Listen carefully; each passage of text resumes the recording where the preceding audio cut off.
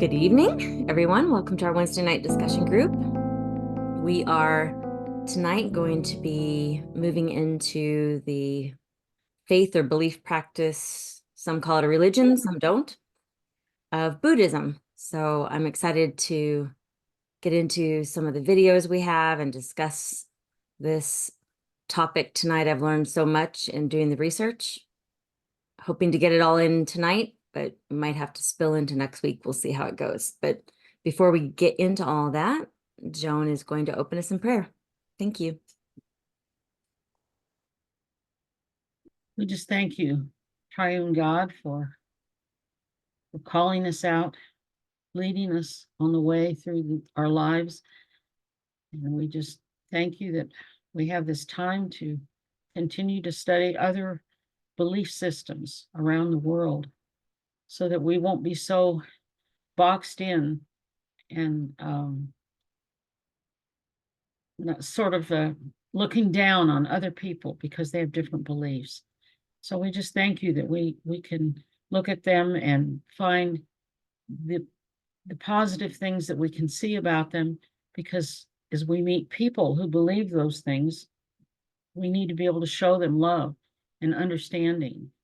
And that also you can help us to see the difference between what we're learning and what we believe, and to just make us stronger in our own faith and what you have taught us throughout the lifetime of being close to you and trying to understand. And we've come so far and gotten rid of our false thoughts and false beliefs, and we're still learning. We will never know it all in this lifetime, but we just thank you for Holy Spirit for just opening our minds and helping us to see what you would have us to see. And so I ask you to thank you for being here as we do our study tonight, and just be with everyone here. Help us, our minds, to be alert and to put all the cares and concerns of the day aside and just focus on what we're doing tonight. And we just thank you and give you praise in Jesus' name. Amen. Amen. Well, thank you, Mom. That was great. And I love how you prayed that we would have open minds to be able to see some of the bridges. There are some things in other faiths that are good and that we share the same beliefs, and then to also see the differences and understand why we believe what we believe. And for me personally, as we have been going through this whole series, I think we're on like 28 of this series of comparative religion, I've come to see more and more how much I just love the triune expression of Christianity and understanding who God is as a relationship, and the grace that is extended, that in a lot of other faiths it really boils down to your effort, and it's up to you. And so I hope that for those of you that are joining us for the first time on YouTube, you can go back and watch all these other videos on the different denominations within Christianity, and then also the different faiths. And tonight we're hitting the fourth largest religious or faith system, and it's called Buddhism. So let's take a look at this. When we first began, we went through this top box here of all the different Christian denominations, and then we hit Judaism and Islam, Hinduism. Last week was Sikhism. And these percentages were based on those who claim to be religious. So the percentages are a little bit different than if you would just say in the population. So let me show you what I mean. So we took that screenshot I just showed you from this study, which was done in 2023 by Ipsos, which is like the third largest research organization in the world. And then I went to Wikipedia. I looked at a couple other sites, and this was by Pew Research Center, which is very well known and probably is the #1 researcher in the world. And they state Christianity being 31% of the population, Islam being basically 25% of the population, and about 16% being secular, agnostic, or non-religious. And so the other screen I just showed you did not include that as a religious group. But these stats are based on the population of the world being 7.79 billion.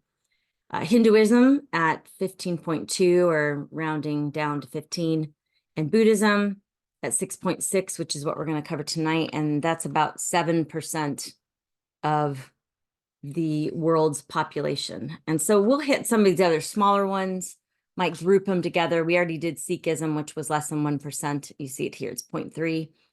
And Spiritism, Baha'i, Jainism, we might cover tonight if we have time.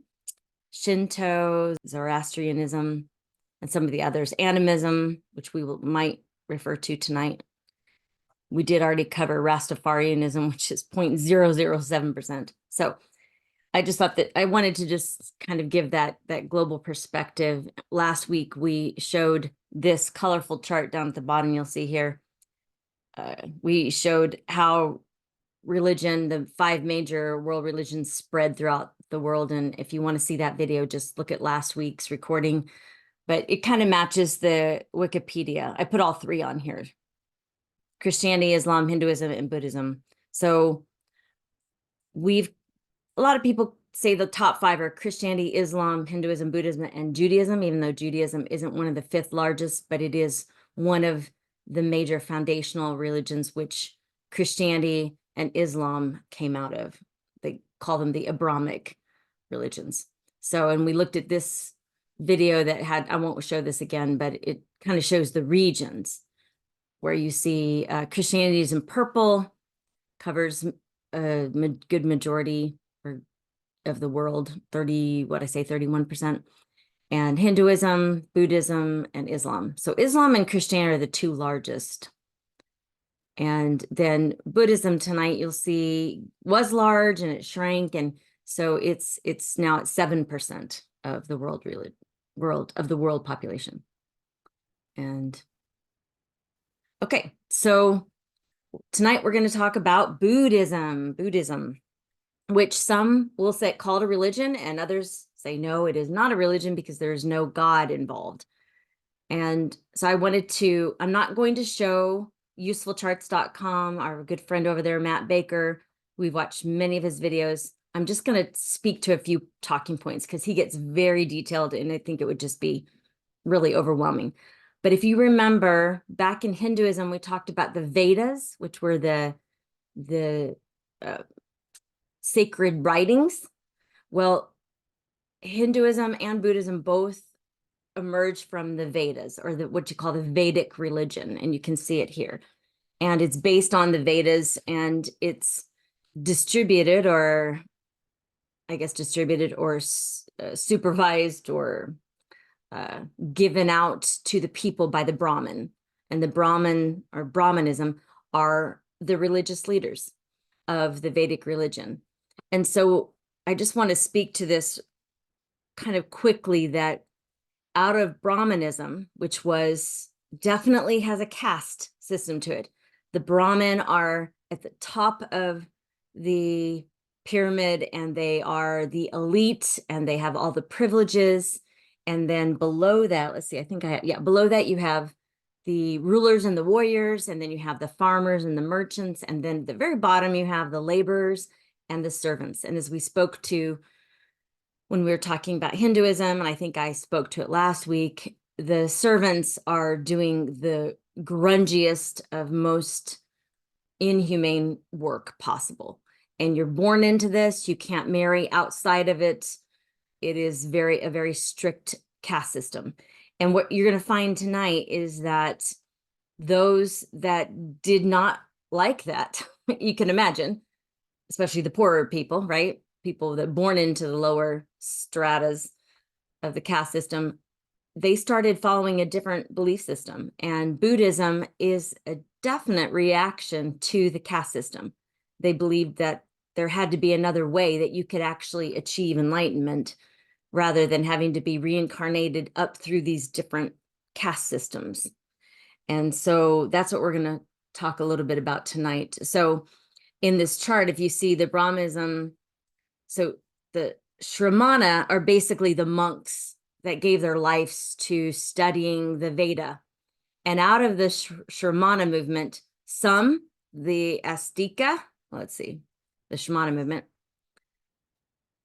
the Astika and the Nastika. The Astika, they accepted the authority of the Vedas. They said they believed it, they obeyed it, they honored it. But the Nastika, they did not accept the authority of the Vedas. And that's the line that both Jainism and Buddhism came out of. So they're kind of rejecting that those books are the end all be all, and also that they have to follow this caste system with the Brahmin at the top. And so Hinduism came out of the Astika line, and the Nastikas is where Jainism and Buddhism came out of. And we might hit Jainism at the end if we have time, but mostly tonight we're going to be talking about Buddhism. Jainism, Buddhism. Okay, so we're going to start with a video, 5 minutes, Buddhism in 5 minutes. And I did have Tito watch this for me since Tito grew up Buddhist, and I will read his comments. They're fairly short, and just his take on this video.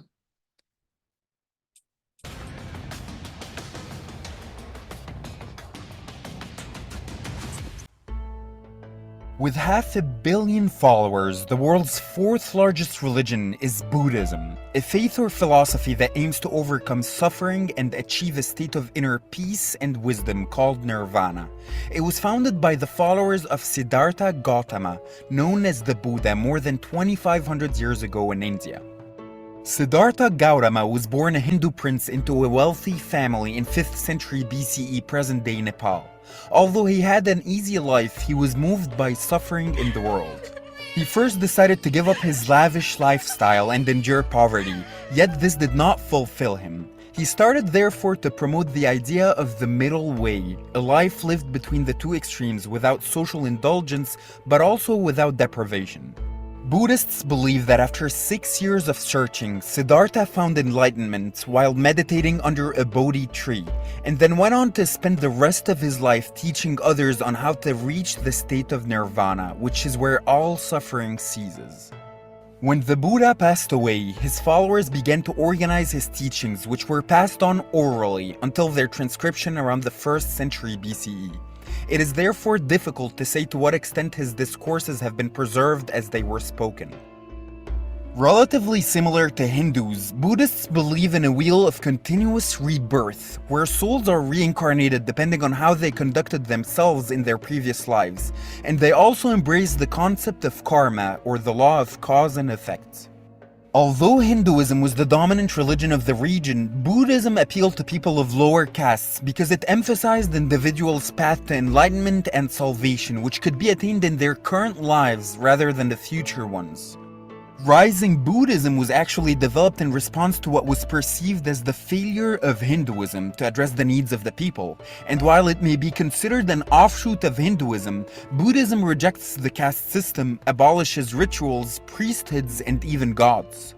The ultimate goal of Buddhism is the liberation from suffering of repeated cycles of birth, mundane life, and death called samsara. This blowing out of worldly suffering is known as nirvana and can be achieved by using the methods of the Buddha known as the Four Noble Truths and the Eightfold Path. The Noble Truths revolve around an understanding of why we suffer and how to end suffering through the Eightfold Path, or the Middle Way. The Eightfold Path is referred to as the Wheel of Dharma, a collection of ideas taught by the Buddha on how to end suffering through simple steps including right intention, right speech, and right action, among others. Buddhists live by 5 moral precepts. They are against the killing of living things, abusing drugs and alcohol, stealing, sexual misconduct, and lying. Followers of Buddhism do not acknowledge a supreme god or deity. They instead focus on the proving path to achieve nirvana. Widely observed practices include meditation, observance of moral precepts, monasticism, taking refuge in the Buddha, and the cultivation of virtues. Buddhism proceeded to spread from Magadha and Kosala throughout much of India, and by the 3rd century BCE it had gained the favor of the Mauryan emperor Ashoka. He designated Buddhism as the state religion of India, and his support led to the construction of more temples. During the 5 centuries between the fall of the Mauryan dynasty and the rise of the Gupta dynasty, Buddhism entered Han China via the Silk trade routes. It blended with a Chinese philosophy called Taoism and became assimilated into Chinese culture. Also, Mahayana, one of the prominent sects of Buddhism, became the most popular sect in India. The 6th century saw the invasion of India by the Huns, a pre-Mongolic people that destroyed hundreds of Buddhist monasteries. Not long after the Huns were driven out, Islam began to spread rapidly in the region, forcing Buddhism into the background in many places. With the collapse of the Pala dynasty in the 12th century, Buddhism in India began its final slow decline after substantial Muslim invasions. Although Islam and the revitalized Hinduism were the major religions of India, Buddhism did remain influential in areas such as Northeast India, Thailand, and Tibet. In Tibet, Buddhism is still the most popular religion. The leading monk of Buddhism there is called the Dalai Lama and has always been the political governor of Tibet until the Chinese took control in 1959. Today, China, followed by Thailand, have the largest populations of Buddhists in the world. The religion was introduced into the West by large numbers of immigrants from China and other Southeastern Asian countries, and its influence is growing there as well as throughout the world. The original idea behind what the Buddha taught may be summed up in the long-existent rumor of what he said on his deathbed. Be your own light. Do not look for the light in another. Light your own way in the dark. Okay, that should give you a brief overview, and we're going to go into some of the concepts in more depth. But does anybody have any questions or comments about what they heard on that video? Yes, Joan? Well, I just found it distracting because they had comments up there and he's talking and you couldn't take it all in. Yeah, yeah. Watch it a second time without the audio, just so you could read all those Well, different. that's a good idea. Yeah, I had to stop and pause and take notes. I took a couple pages of notes. I mean, Just some of the things he said were correlated. related, but yeah. Yeah, so let me read what Tito wrote. So as we had mentioned before, Tito's family is from Cambodia, and they left during the Khmer Rouge genocide of his own people and traveled up to Thailand and lived in a refugee camp where his first 3 older sisters were born.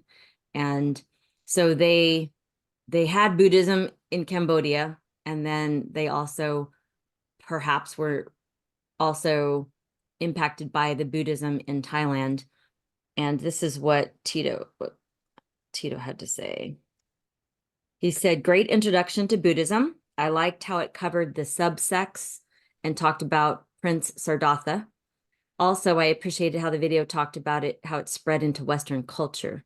The kind of Buddhism I grew up in was more Thai, influence with mixed animism and witchcraft, which none of the videos addressed. So maybe next week I'm going to do some more research and see how Buddhism mixed with other cultures and other practices, and that form that has maybe a bit more of a darker side than what we're going to cover tonight, where you feel in bondage to the spirits and maybe perhaps have to offer brides and offerings to them to keep them happy, which is not actually one of the core beliefs of Buddhism as it was intended. So I thought I would just mention that, and I thank Tito for taking the time to watch it and give us his input. Right now, Tito is probably helping put Leo to bed, so this is Leo's bedtime, so that's why I had him watch it ahead of time. So before we go into the next video, I wanted to introduce a couple thoughts to you before we move on to the next video. So I wanted to put this up there, especially for Stephanie, the note taker, the Four Noble Truths, which he went by real fast. And we're going to cover these again in more detail, but I wanted you to have them in front of you in case you want to write them down. And then in the next video, you can actually take some notes on them. The first one is that life has inevitable suffering. Life is suffering. He'll go into that in more detail in the next video, but life is discontent. Life is not easy. And number two, there's a cause to our suffering.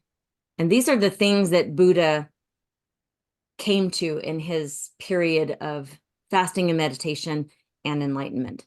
And number three, that there is an end to suffering. And number four, the end to suffering is contained in the Eightfold Path, which I will give you in just a moment, but I want to make sure you have time to write those down. So this is kind of what he came to. Life is suffering, there's a cause, there's an end, and here is how you end your suffering. You basically get out of that cycle of reincarnation, of that karma and all the effort level.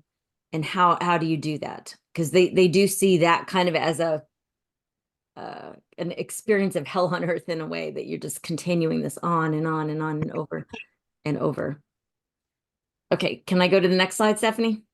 Okay, so the next one, here we go. I forgot I was going to give you the actual words. Dukkha is life is inevitable suffering, and he was going to expound on that in the next video.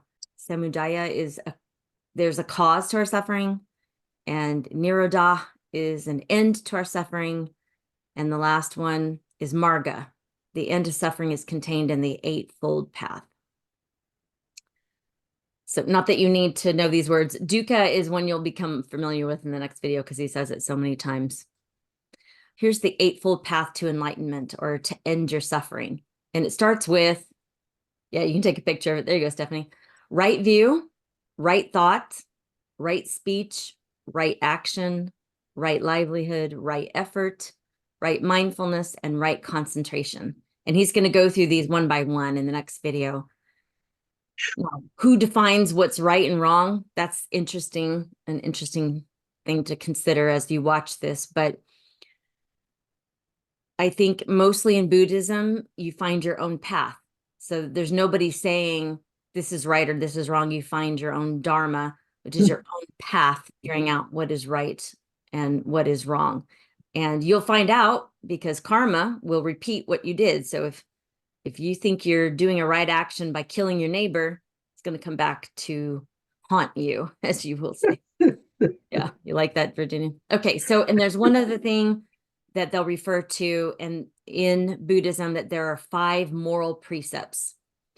And the first one is to refrain from taking life. The second is to refrain from taking what is not given, so stealing. The third is to refrain from the misuse of the senses or sexual misconduct.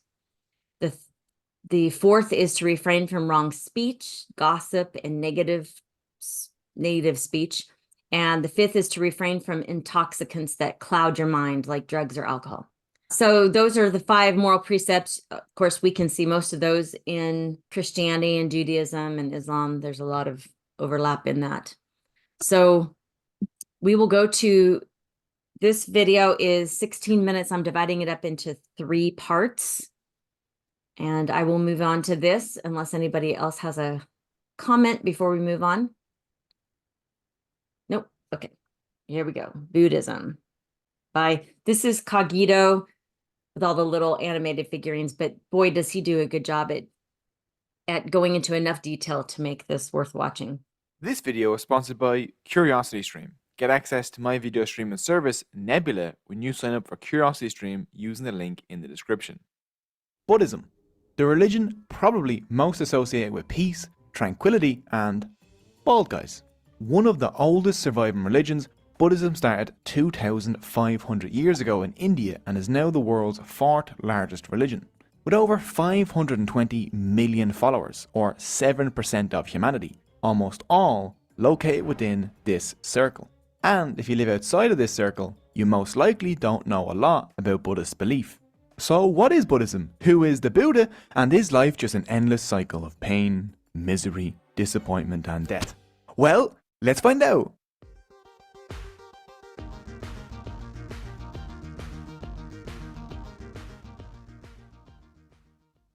So, who was the Buddha? Well, let's travel back 2,500 years into the past. Around 480 BCE, the Buddha was born as Prince Siddhartha Gautama in modern-day Nepal, right here. Siddhartha's dad was a powerful ruler of a Hindu republic, but due to a prophecy, he was terrified that Prince Siddhartha would become a religious leader instead of taking his place on the throne. To avoid the prophecy, he hid all human suffering from Siddhartha. Siddhartha lived in fancy palaces, had the finest clothes and jewellery, ate and drank what he pleased, and married a beautiful bride. His dad fired all the sick, ugly, and aging servants, and no one could speak to Siddhartha about any of life's miseries, like death. This could obviously never backfire. Siddhartha felt a deep sense of dissatisfaction with this luxurious life of his.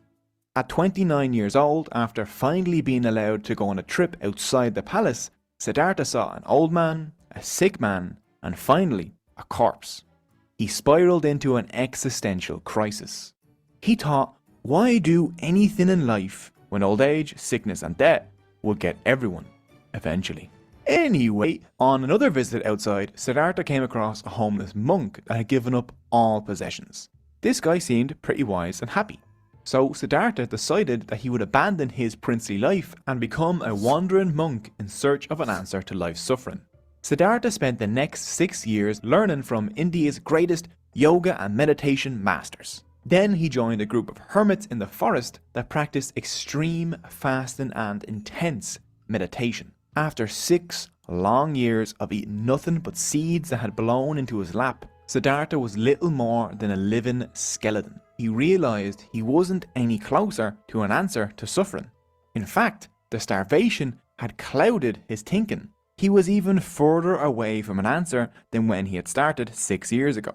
Something clicked. The path to enlightenment lay between the extremes of a prince's life of luxury and a hermit's life of starvation. And so he started to eat again.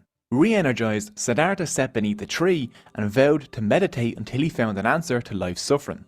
In a deep state of meditation, Siddhartha sat there for days. He realized that by ending desire, he could end suffering. We only suffer because we want things to be a certain way. His fear of aging, sickness, and death slipped away. He realized all things were always changing, and the only thing he could do was accept and love those changes. Freed from desire, his mind and senses purified, he was filled with a sense of joy and compassion for everything on earth. Under that tree, now called the Bodhi tree, Siddhartha achieved enlightenment, or nirvana. He was now an awakened one, a Buddha. So, how exactly did the Buddha become enlightened? Well, luckily, he laid out a handy-dandy guide for everyone to follow.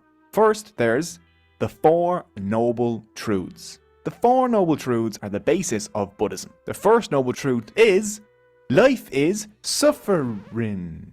Oh, wait, I know this sounds dark, but it's actually not.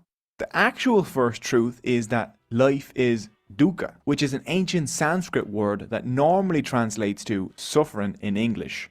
But it's more like dissatisfaction. Life will always be dissatisfying because humans cling to temporary things.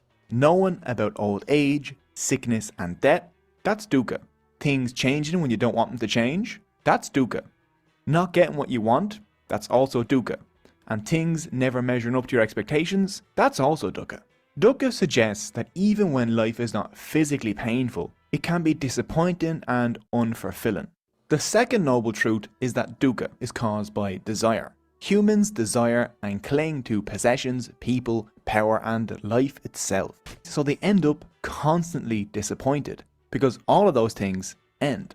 People want things they don't currently have and want things they currently have to never change. But everything is always changing. Everything we think we already own is really borrowed. We want to live forever and we want our loved ones to stay the same forever. But you can't catch a running stream. You can't have a permanent relationship with an impermanent world. It always ends in disappointment. Eventually, you discover that the bottomless breadsticks are in fact bottomed. Desire fuels suffering in the same way that wood fuels a fire.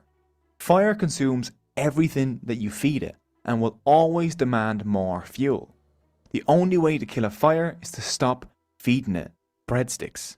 The Buddha taught that the secret to a happy life is to enjoy what you have without attachment and to not want what you don't have. The third noble truth is that there is an end to suffering. Since we cause our own suffering, we can also cure it. You can't change the things that happen to you, but you can change your responses. And the fourth noble truth is that the Buddha's Noble Eightfold Path leads to the end of suffering. The Noble Eightfold Path, or the Middle Way, is an 8-step guide to deprogramming the desire-addicted brain. It might be called... Okay.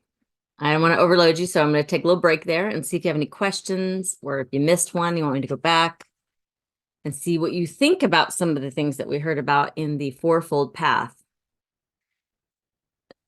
Dukkha sounds like a very perfect word for what it's describing. Life is dukkha. It's disappointing. It's dissatisfying. There's suffering, right? I mean, I think we would all agree with that. We've all said those words, like life is hard. Mhm. The second question, though, the second point is where I maybe have the question. Is the only way to deal with a disappointing, suffering life to try to get rid of our desires so that we will never be disappointed? Is that, I mean, that's basically what Buddha came to. And I just have a question about that. Like, how do you feel about the idea of getting rid of all desire so that you're never disappointed? It made me think of the famous saying, like, it's better to have loved and lost than to never have loved at all. And that's what it made me think of, like, wow, love is a desire, right? And I would much rather love and experience the passion and desire of love, whether it be love toward God or love toward my spouse or love toward my kids, than to have never experienced love at all. To me, that seems kind of empty. But anyway, that is a way to deal with discontentment. Anybody have any thoughts on that? Stephanie?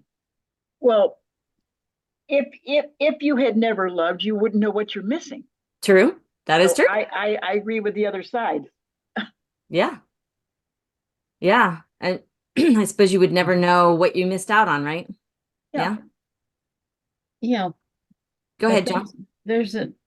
God has put that longing in us to be Mm. loved and to love. And without that, you live a pretty dull life. Just unfulfilled, just you'd miss the elation, the joy, the good part of life. Now, I will, to give Buddhism the benefit of the doubt, they do say that when you let go of all those desires, which mostly are selfish, and you replace them with things like contentment and joy and an appreciation for all of living things. So maybe that they don't consider that a desire, they consider that something else. But that's what maybe the desire they're talking about is selfish desire, where you want more and more and more and more, and you got to eat more and more and drink more and more and have more and more. And maybe it's lust, that they're, the lust for things in life, overindulgences. That's not what they say, but I'm trying to understand. Yeah.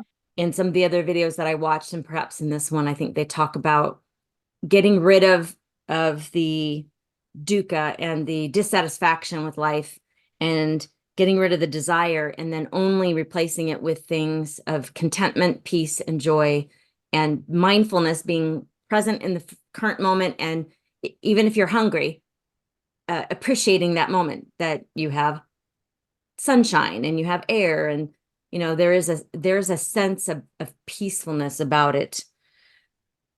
Yeah, Stephanie. Yeah, I kind of like, some of the points, especially the one that said, about ending suffering. They said you can't change suffering, but you can change the response to it. Right. And the eightfold helps. I mean, to end suffering, he said, guide to reprogramming the brain. Right. I think that's good. I think that's, that can help in a lot of ways, not just, There's a big trend right now on mindfulness, being mindful and being present in the current moment. And that's in our culture, in the Western culture, there's been a big shift toward that. I think because there is so much anxiety right now in the world, one way to deal with that is to be mindful and to stop and to concentrate on God and to be grateful for what you have. And that is one of the 8 points to the path of enlightenment, is to be mindful. And so I do think there are a lot of things in Buddhism that work. And I think that's why a lot of people in America, I mean, especially a lot of celebrities, they've leaned toward Buddhism. I think partially because there really is no strict like 10 commandments or anything. It's very individualistic in the sense of like, I work this out. I'm the one who, it's up to me to find my enlightenment. And I think that's maybe why Americans are maybe drawn to it, because it does have an element of peacefulness and kindness and appreciating all things and having respect for all living things, while also giving them the freedom to find their own path. I think maybe that's why it's so popular. You'll see, so we'll go into the number 4 is that there is an end, there's a way to end your suffering. It's through these 8 steps, or this 8-fold path, or 8 spokes of a wheel. Yeah. So unless there are any other comments, I'll go ahead and play that portion. Were there any other comments on the four truths? Well, I agree with what I had the same thoughts that Stephanie had about the Okay. suffering. Life is suffering. You know, I think we'll be suffering as long as we're here.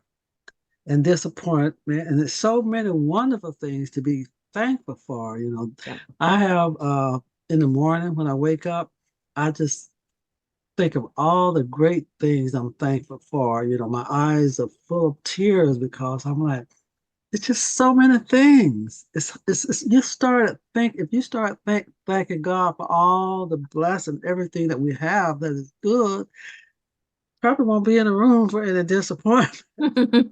But Yeah, it's so part that's good, Virginia. That's a great example of the mindfulness and the gratitude that will lift us out of that discontentment or disappointment.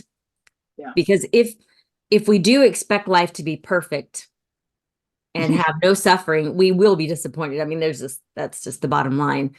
And yeah, for me, the biggest difference here is that we believe that there's a personal God who is trying to connect with us through all of this. You know, Right. suffering will often lead us to a deeper relationship with God. So I don't know if getting rid of suffering is the most important thing, or is it using suffering to draw closer to a God who loves us and wants relationship with us. Yeah. So that's kind of, you know, as I'm listening to all this and learning, I'm trying to appreciate the things that are the same, but I'm also trying to understand the differences in what we might believe. But as we go through these 8 spokes, or these 8 steps, I think you'll find some of them are very helpful, like Virginia said. So I'll go ahead and play that now. It might be called a path, but you should think of it more as a wheel with 8 spokes that you spin all together. The 8 parts are right view. Right view is accepting the 4 noble truths, that suffering exists and that by following the Buddha's teachings, there is a way out of it. Right thought. The Buddha said that your worst enemy cannot harm you as much as your own thoughts. Don't let negative thoughts like greed, fear, and anxiety cloud your mind. Fill your mind with positive ones like love, kindness, and compassion. Right speech. Focus on positive words and stay away from negative ones like gossip, hurtful words, and lies. These only cause yourself and others to suffer. Right action. The Buddha taught the philosophy of ahimsa, or non-violence. Instead of hurting others with your actions, you should try and have an endless love for all life. Good actions include conquering anger with love, evil with good, meanness with generosity, lies with truth, and smickety smashing that likety like button and clickety clacking the scrippity subscribe button. Bad actions include killing, stealing, drugs, and engaging in non-consensual sex. Right livelihood. Avoid jobs that involve death, weapons, slavery, the harm of animals, drugs, and any kind of exploitation. But livelihood isn't just occupation. Be an honest and kind parent, friend, and partner. The next 3 are related to meditation. You have right effort. Right effort builds on right thought. It means putting effort into welcoming and creating good thoughts and pushing out bad thoughts. Violence, hatred, greed, and anxiety all begin as negative thoughts. Using right effort in your little mind garden, you water your positive thought flowers so they grow. And in a garden full of kind and compassionate thoughts, greed weeds will find no space to grow. Right mindfulness. Mindfulness is paying pure attention in every moment. Remaining in the present without judging or labeling your experiences and without letting distracting thoughts bring you out of the present. If you're eating ice cream, eat ice cream. Don't let that memory of that one time you peed your pants at school and then slipped on your own pee and then everyone laughed and called you pee pants McSlippy pee because they were very uncreative, let's be honest, distract you from your delicious ice cream moment. Mindfulness helps you understand your mind and body so you can see what causes positive and negative reactions from you in each moment. Right concentration. While mindfulness is like a giant net catching everything, right concentration is like a laser. Right concentration is what people would recognize as meditation. Using right concentration, you focus your mind on a single thing while meditating, whether that be your breath or thoughts. The point is to focus on that one thing without distraction so you gain insight into reality. Concentration gives you insight into your thoughts and why they happen, so you can just nip them in the bud before you start desiring. Each of these 8 parts has endlessly complex additions and extra steps that we don't have time to cover. The main takeaway is that the Buddha taught that the Eightfold Path would free people from suffering. Following this path does not mean you give up on life, abandoning friends and family, and to stop feeling all emotions. The truths and the path are about realizing that you won't find happiness by clinging to the world. Happiness comes from clearing your mind of desire and replacing it with joy and compassion for all things. Instead of trying to control what happens, you accept what happens and just enjoy every moment as it is. Along with the Noble Truths and the Eightfold Path, there are other important Buddhist core beliefs, like... Okay, so they went through them all pretty fast. Stephanie, did you want to say something?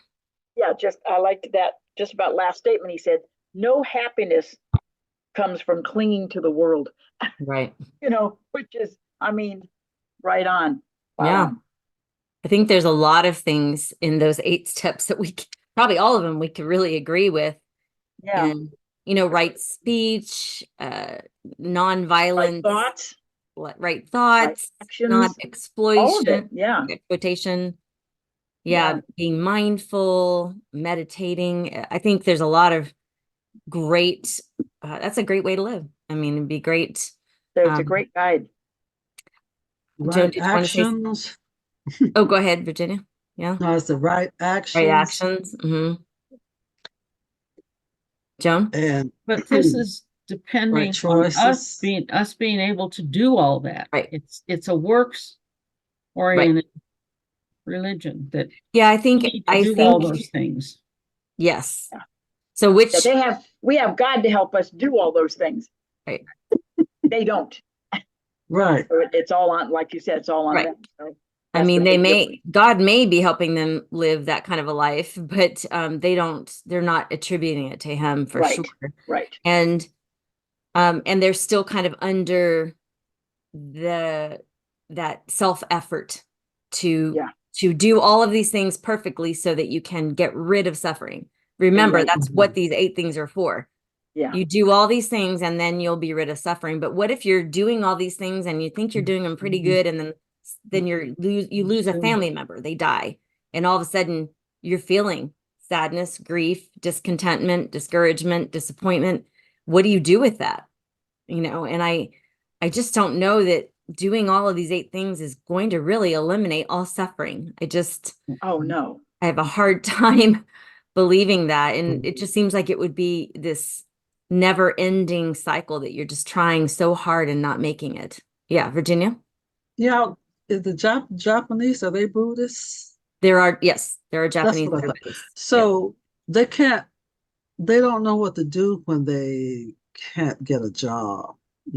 What they do, they walk with a attache case all day in a suit as if they're going to work, but we understand that they all don't have jobs. That's the Mm, image that they show.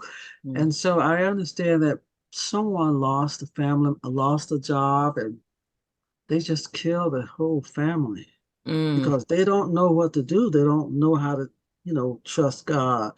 There was someone that lived off base when we lived over there. And so it's kind of sad, you know, that some people just can't live. They don't want to live. They can't have a job because, that's what they believe in. They're doing it themselves.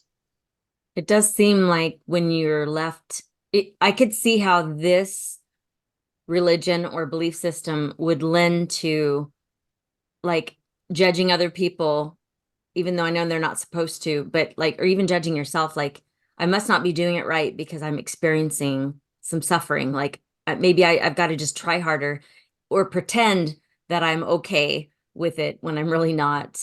It does seem like that could be a trap of this, obviously, because there's no grace. I don't see, well, because there's no actual divine being. So you're not really going to get grace from anybody. And I don't know if grace, there's not a lot about forgiveness in this system because maybe I'm not really sure why. One thing that I think would help them is during the mindfulness section, they talked about being able to experience something without having to have a judgment about it. And that is something I would like to do more of. It's very easy to go into a situation and automatically be like, you're defining in your mind why what I believe is right and what the other person believes is wrong. And you're not even really listening. You're not really experiencing or trying to experience the other person or the situation. You're just in your mind. You've already got it figured out.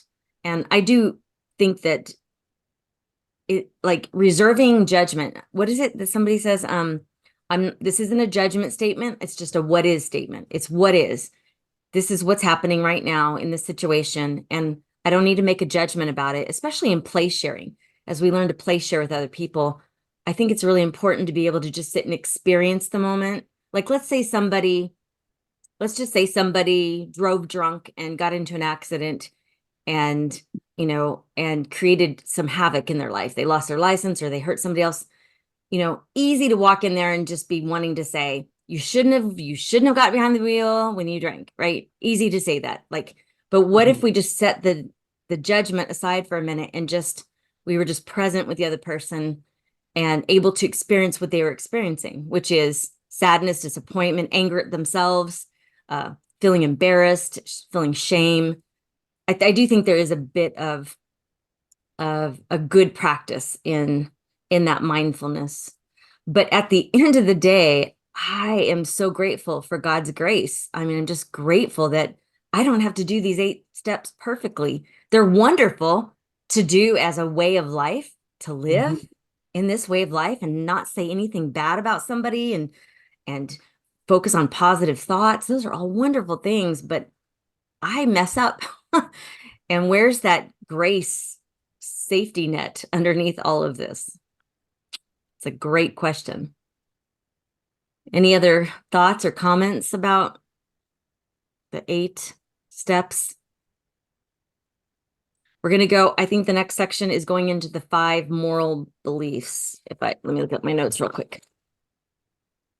Oh, the next one, he's going to define some of the terms like karma, rebirth, nirvana, dharma, and some of those things that we've heard before, but he does a pretty good job at explaining them. And then, yeah, we'll pause after that and see if you have any comments. So Karma. Karma is an ancient Sanskrit word meaning action, but actions that have consequences. When you commit good or bad actions, it causes a chain reaction that will later come back to you in this life or the next. Buddhists see karma more like a natural law, like gravity, rather than some sort of system of rewards and punishments. It's a system of cause and effect. Think of karma like seeds. As you sow, so shall you reap.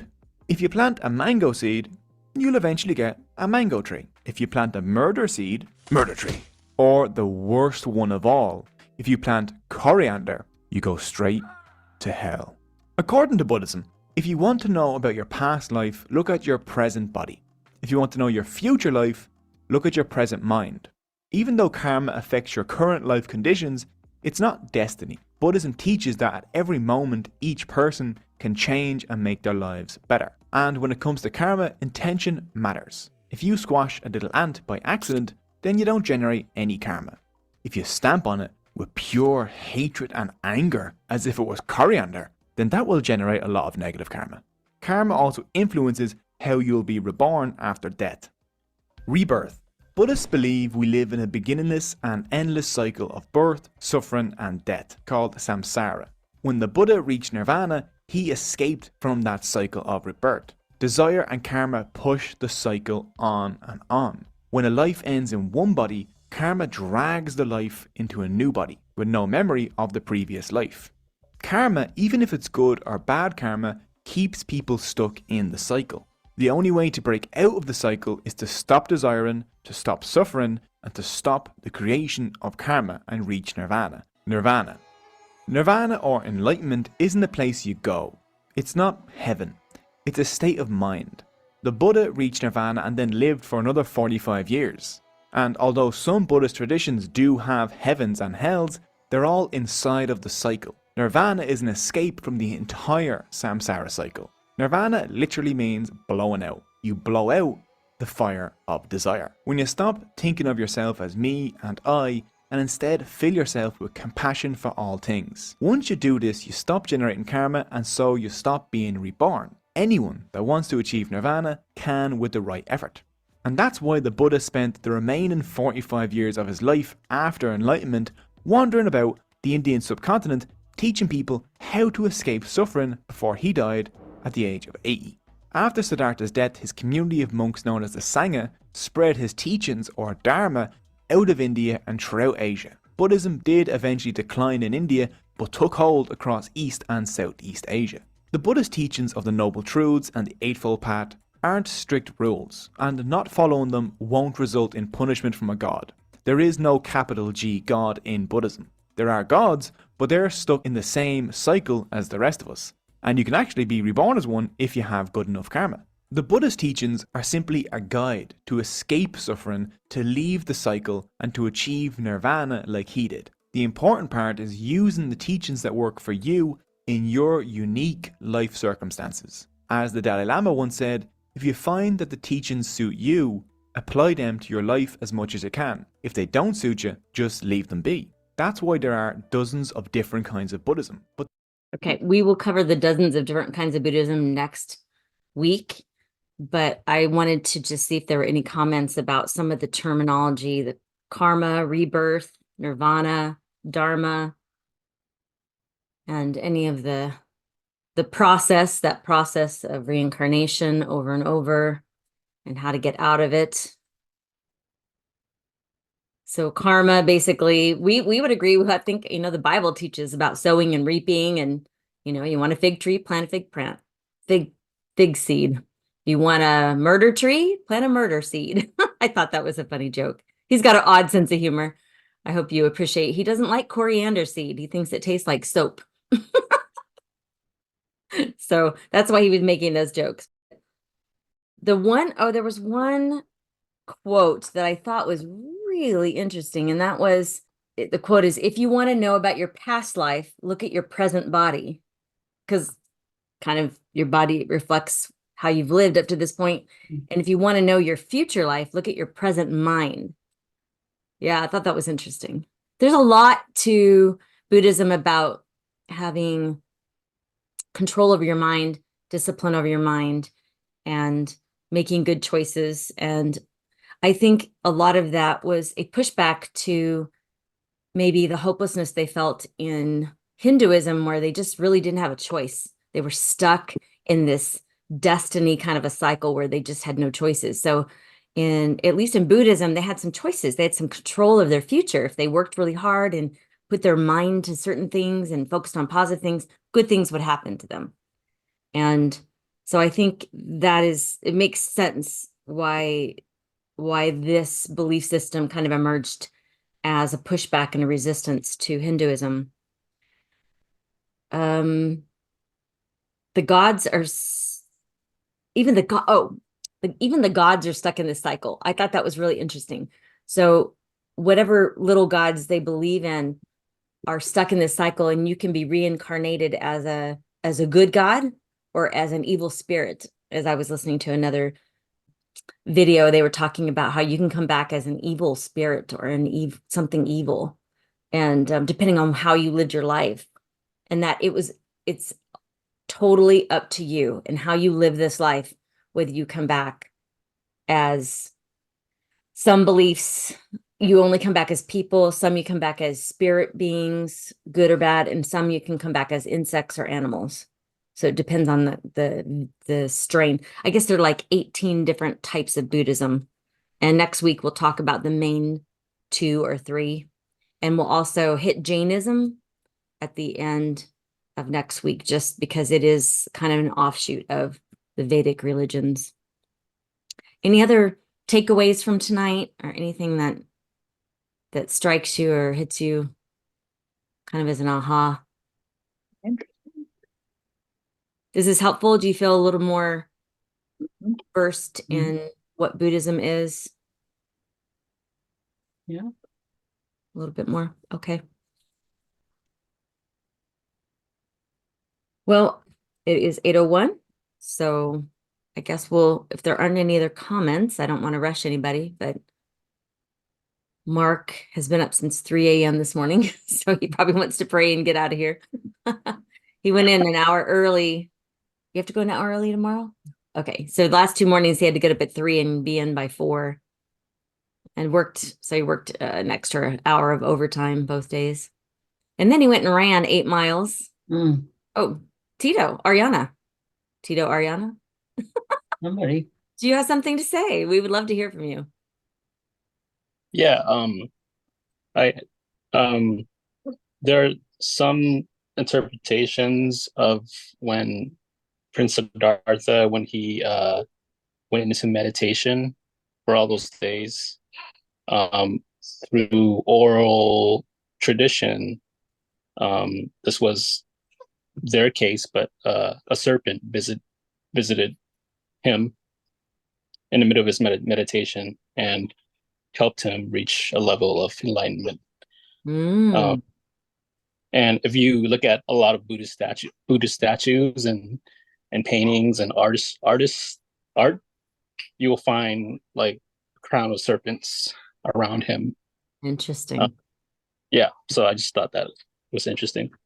I don't know what that means. I don't Right. know where that source of power came from, but that's just something that I was taught. You were taught? That's helpful. Thank you. Yeah, so I had not read the serpent, but I had read that he was tested. Tradition says he was under that tree for 49 days. And there's debate on whether it was an actual 49 or not, and whether he ate or not when he was under the tree, but he was tempted by women, by demons, by a lot of other things, and that he persisted through all of them before enlightenment. But I had not read anything about the serpents. But I am going to do some research this week based on some of the things that Tito has mentioned to us about some of the mixtures of animism and spiritism and witchcraft and mixed in with Buddhism.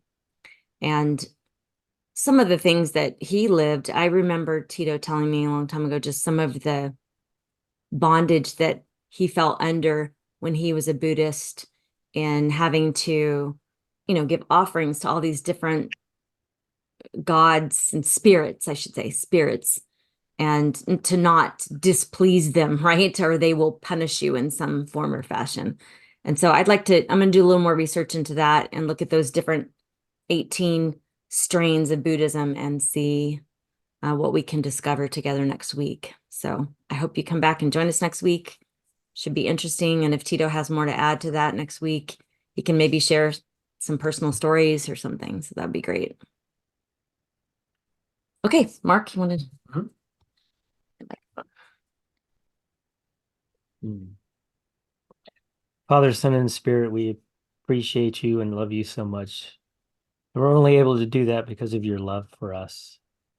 May we rest in you through life's struggles and suffering and pain. We know you're with us. You don't always take away the suffering, but you always sit with us through everything, the ups and the downs, the victories, the challenges, and the failures. May we be mindful of your goodness and grace. And in that, may we be mindful of sharing that with others. I'm grateful for the deeper insight into Buddhism. We thank you that your presence is so extant that there are so many religions or philosophies, ways of life, ways of being a better person are out there. There are a lot of people who desire to do good, not just be good, but to do good and to love and to live in unity and harmony. May those voices become louder and louder to help drown out so many other negative and evil and oppressive voices that we hear, and sometimes in our own heads. We give you thanks and praise again for our time here and to be able to do this together. In Jesus' name, amen. Amen. Amen. Thank Thank you, you. Mark. And on that note, if, during the week you're thinking about the things we discussed, and if you think about a way that we can meet somebody who believes these beliefs and also introduce them to a personal God who loves them and knows them and is with them, maybe that would be a topic we can do toward the end of this whole section or this whole series, where we can talk about how do you talk with somebody who believes, and you've got a lot of things you can bridges, that you can say, I agree with that. That's awesome. And have you ever considered, or have you thought about what it would be like if there was a personal God who loved you and knows you by name and forgives you when you don't measure up? And just how would we have a conversation with somebody without trying to be right or debate them or argue with them, but just to bring up maybe what you believe in, articulate it while still agreeing with some of the tenets that they believe in. Like Mark said, a lot of Buddhists are very peaceful people. Finding that meeting ground, like the Apostle Paul did when he went into the Acropolis, and he talked to them in language they understood and met them right where they were, and then also shared them about the unknown God. So excellent stuff. Well, I'll go ahead and stop recording, but if you want to stay on and chat for a bit, you feel free to do that.